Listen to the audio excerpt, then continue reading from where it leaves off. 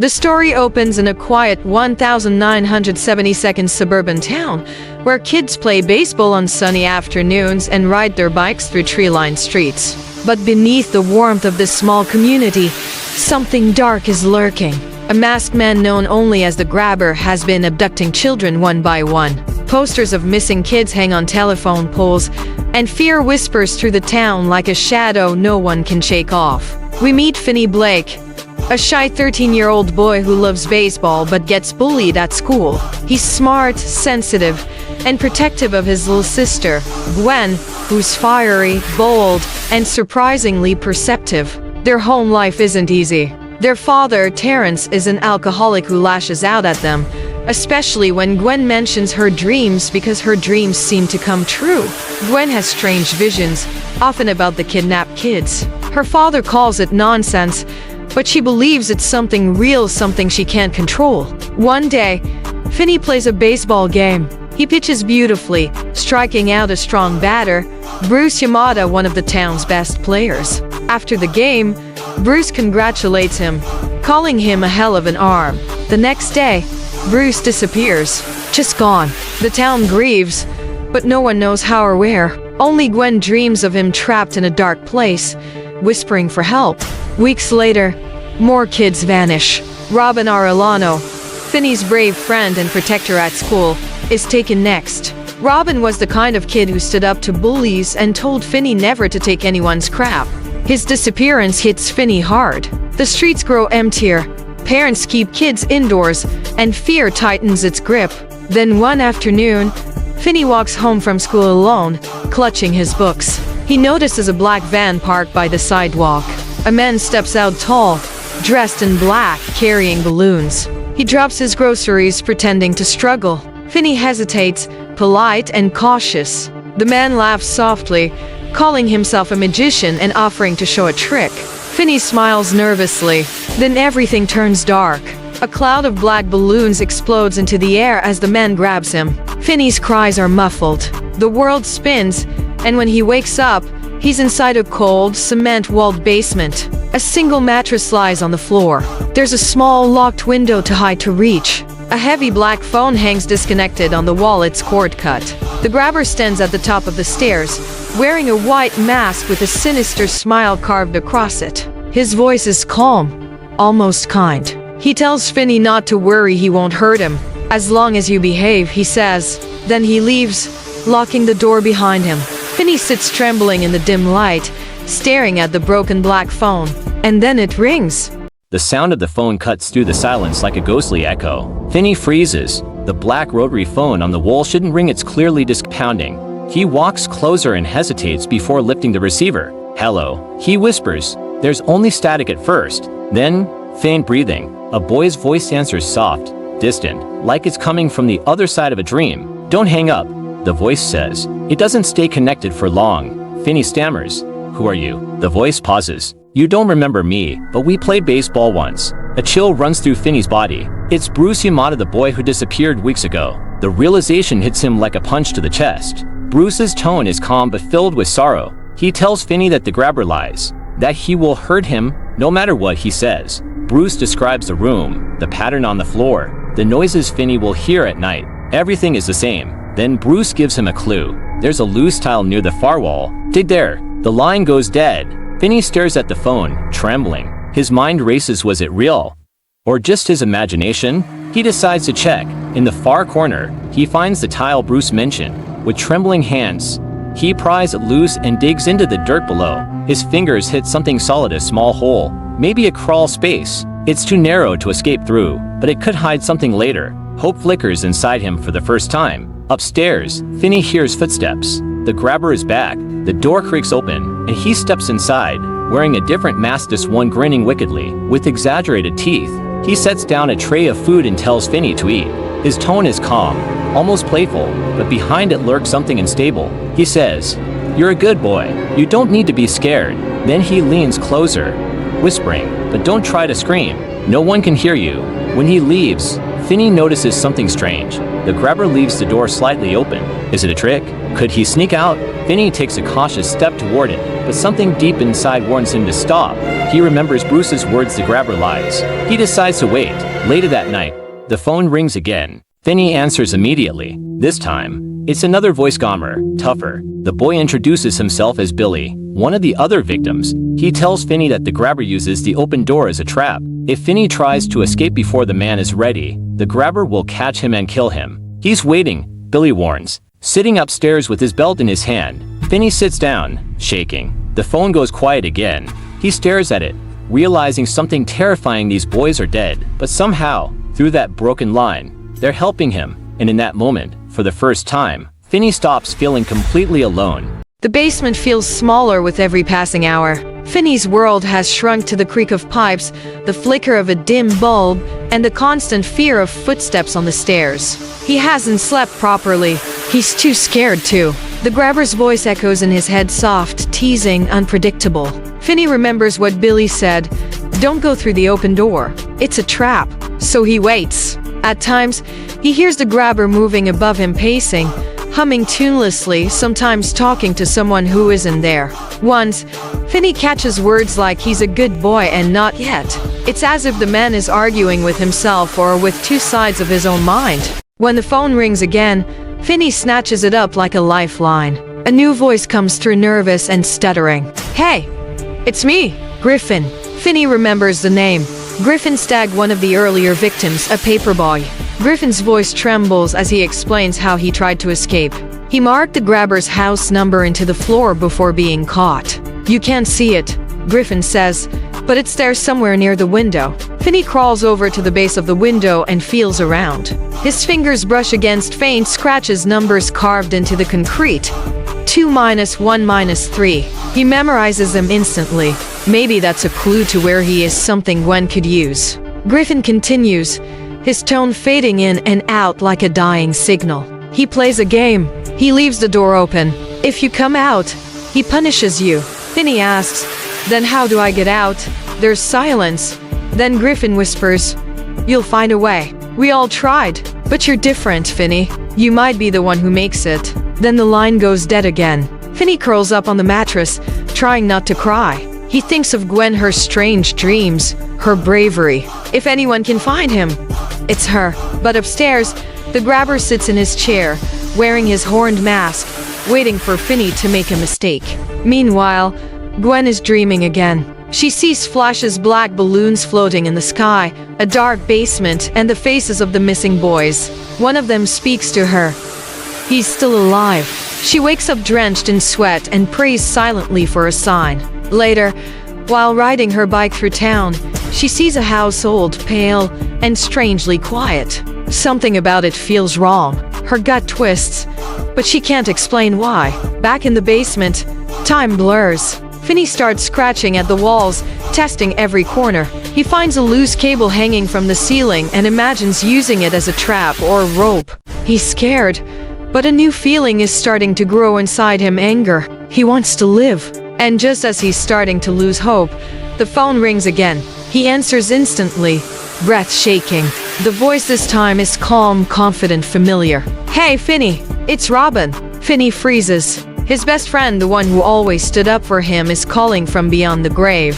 Finney's hand trembles as he grips the receiver tighter. He can't believe what he's hearing. Robin's voice. Strong, steady, and confident, just like it always was when they walked home from school together. For a moment, Finney feels like he's safe again, like this nightmare isn't real. Robin chuckles softly on the line. "You don't need to cry, man. I'm still here." Finney's voice breaks. "I can't do this, Robin. I'm trapped. He's going to kill me." Robin's tone hardens, the same way it did when he used to tell off bullies. "No, he's not. You're tougher than you think. You've always been. You just never had to find out until now." He tells Finney about his own time in the basement, how he tried to fight back, but didn't stand a chance against the grabber's tricks. "He waits for you to make a move," Robin says. "He wants an excuse. Don't give it to him." Then Robin's voice lowers, urgent. "Listen carefully. Behind the wall, by the toilet, there's a long cord. You can use it." Finney searches and finds the cable tangled, but strong. He starts planning, though he doesn't yet know how he'll use it. Robin's voice continues. more intense now. When the time comes, you're going to have to fight.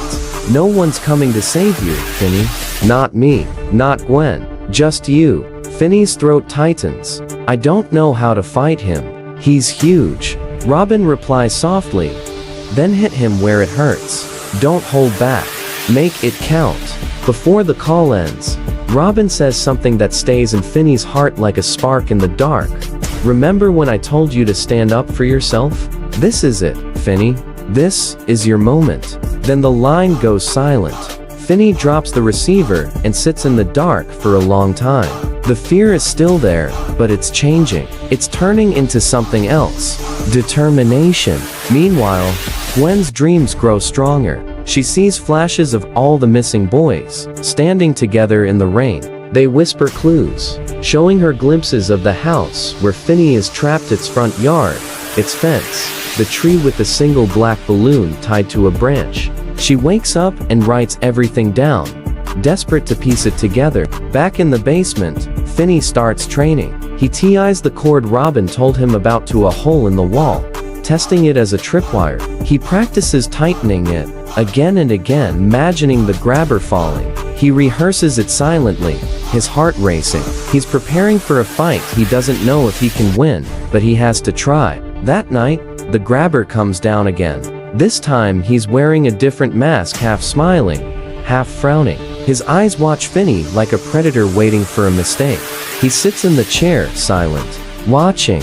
Finney pretends to sleep, clutching the phone close, because the next time it rings, he knows it'll be his final call. Finney barely sleeps. Every creak of the floorboards above makes his heart jump. The grabber is still playing his twisted waiting game, sitting upstairs in his mask, daring Finney to make a move. But Finney has a plan now, thanks to the dead boys who've helped him piece it together. Bruce showed him where to dig. Billy warned him about the trap. Griffin gave him the house number. Robin taught him how to fight. Every call, every voice, was a piece of a puzzle. He's not just a scared kid anymore. He's a survivor preparing for war. The black phone sits on the wall silent for hours, almost as if it's resting. Then, when Finney finally starts to drift off, it rings again. The sound jolts him upright. He grabs it quickly. This time, the voices aren't one. They're many. The other boys, Bruce, Billy, Griffin, even Robin, all speaking at once, faint but clear. You can do it, Finney, one says. Use what we gave you, says another. We're with you, whispers a third. Their combined voices send chills through him, but also strength. He feels them with him not as ghosts to fear, but as friends guiding him. Finney starts setting his trap. He ties the cable tightly across the floor, anchoring it low so the grabber will trip. He fills the hole he dug earlier with dirt to make the ground look undisturbed. Then he takes the heavy black phone off the hook. It feels solid, like a weapon. He wraps the cord around his wrist, gripping it like a lifeline. Upstairs, the house is silent. Then Finney hears something, a dog growling faintly. The grabber's dog. He freezes, realizing the man isn't asleep. He's waiting. Time crawls. Finney's stomach aches from hunger. His throat is dry, but he's focused. Every sound feels sharper, every heartbeat louder. Then suddenly footsteps, slow, coming down the stairs. Finney hides behind the wall, ready. The grabber's mask glints in the dim light. He's carrying his belt, coiled in one hand, his breathing steady and calm. Are you ready to play naughty boy? He murmurs. Finney doesn't answer. The grabber steps forward, scanning the room. Then his foot catches the cable. He stumbles, just for a second, but that second is enough. Finney lunges, wrapping the phone cord around the man's neck and pulling with all his strength. The grabber thrashes, roaring, slamming Finney into the wall. The boy doesn't let go. He remembers Robin's words. Don't stop. Make it count. They crash to the ground, struggling. The phone dangles, its receiver banging against the floor. Then, suddenly, it rings. Startled, Finney tightens his grip and presses the receiver against the grabber's ear. The dead boys' voices whisper through the line, their tone cold and vengeful. This is for us. The grabber's body stiffens and then goes still. Finney gasps for air, trembling, the cord still in his hands. He's alive. But it's not over yet. Finney stands over the grabber's lifeless body, his chest heaving, sweat and tears blurring his vision. For a long moment, he can't move. The silence in the basement feels unreal, like time itself has stopped. The monster who haunted his every breath is finally gone. But Finney knows he can't stay here. He untangles the cord from his wrists and steps back, staring at the mask on the floor. Half of it is broken, revealing the man's pale, expressionless face beneath. For the first time, the grabber looks human, weak, ordinary, almost pathetic. Finney leaves the mask where it fell. He's not afraid of it anymore. The black phone rings again, soft this time, almost gentle. Finney hesitates before picking it up. It's Robin's voice again. "You did it, man," he says proudly. "You held your ground." Finney can barely speak. "He's dead." "Good," Robin replies. "Now get out." The front door's unlocked. The line clicks dead. Finney looks up the stairs, heart pounding. Could it really be over? He runs up, his legs trembling, and tries the door. It opens. He steps into the narrow hallway, where everything looks eerily normal. The walls are dull, the furniture plain. The only thing that feels wrong is the silence. He moves carefully toward the front door, but before he reaches it, a deep growl stops him cold. The grabber's dog stands there, blocking the exit, massive, teeth bare, eyes locked on Finney. For a second, Finney freezes. Then he remembers something one of the voices told him earlier: there's meat in the fridge. He races to the kitchen, flings the door open, and grabs a package of raw meat. His hands shake as he tears it open and throws it toward the dog. The animal lunges for it, distracted. Finney slips past, opens the front door, and runs barefoot, terrified, free. Outside, the night air hits him like a wave. The street is empty, the sky heavy with fog. He stumbles toward the nearest light. He sees a neighbor's house and bangs on the door. A woman opens it, startled. When she sees the bruised, blood-stained boy on her porch, she gasps, "Oh, my God, are you Finney Blake?" she whispers. He nods weakly, tears finally spilling down his cheeks. "Please, call the police." Moments later, sirens wail in the distance. Meanwhile, Gwen is also on her bike, riding through a nearby street. She's been following the clues from her dreams, and they've led her to a small house, the same one she saw in her visions. She spots police cars speeding toward it and pedals faster, her heart pounding. But when the officers break into the house Gwen found, they discover something shocking: it's empty, except for the bodies of the missing boys buried in the basement. Gwen's face goes pale. "If the bodies are here," she whispers, "then where's Finney?" Then the radio crackles with an update. "We've found him. He's alive." The night air is heavy with sirens, flashing lights, and the murmur of neighbors who've spilled out of their houses in shock.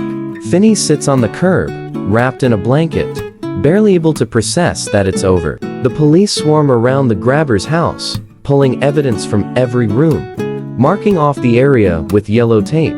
For the first time in days, Finney feels light, like the crushing fear that had been squeezing his chest has finally loosened. He's exhausted, pale, but alive. Then he hears someone shouting his name, "Finney!" He looks up. Gwen is sprinting toward him, tears streaming down her face. She crashes into him, hugging him so tightly it hurts. Finney breaks down, sobbing into her shoulder. Neither of them can speak for a long moment. They just cling to each other, trembling, unable to believe they're together again. Gwen finally pulls back, cupping his face in her hands. "I knew you were alive," she says through tears. "They told me. In my dreams they told me." Finney nods weakly. "They told me too." The police approach gently, asking him questions: how he escaped, what happened inside, if there's anyone else in the house. Finney can barely find the words. All he manages to say is, "The phone. They helped me." One of the officers frowns, confused. "The phone?" Finney doesn't try to explain. How could he? How could anyone believe that the voices of the dead, the boys who were taken before him, reached across the veil to guide him, protect him, save him? As dawn breaks, the ambulance takes him and Gwen to the hospital. Their father, Terrence, shows up there hours later, broken and pale. His guilt is written all over his face. He drops to his knees beside their hospital beds and whispers, "I'm sorry. I'm so sorry." Gwen hesitates, but then she wraps her small arms around him, forgiving him silently. Finney joins the embrace. For the first time in years, their family feels whole. Even in the aftermath of horror. Days later, the news spreads across town. The grabber's name, his crimes, the discovery of the bodies, all over. The neighborhood that once buzzed with fear now fills with relief and mourning. People speak Finney's name in awe, the boy who survived. When Finney returns to school weeks later, everything feels different. The bullies who once mocked him now avoid his eyes. The whispers in the hallway fade when he passes. He's still quiet, still thoughtful, but something inside him has changed. The shy boy who used to rely on others to protect him is gone. A classmate calls out, "Hey, Finney." He turns, calm and steady. "Just call me Finn." Outside, Gwen waits for him by the bike rack, smiling. The two ride home together, the autumn air crisp and golden. As they pass the corner where the grabber once prowled, Finney glances back only once at the memory, at the fear, at the boy he used to be. The black phone is gone now, silent.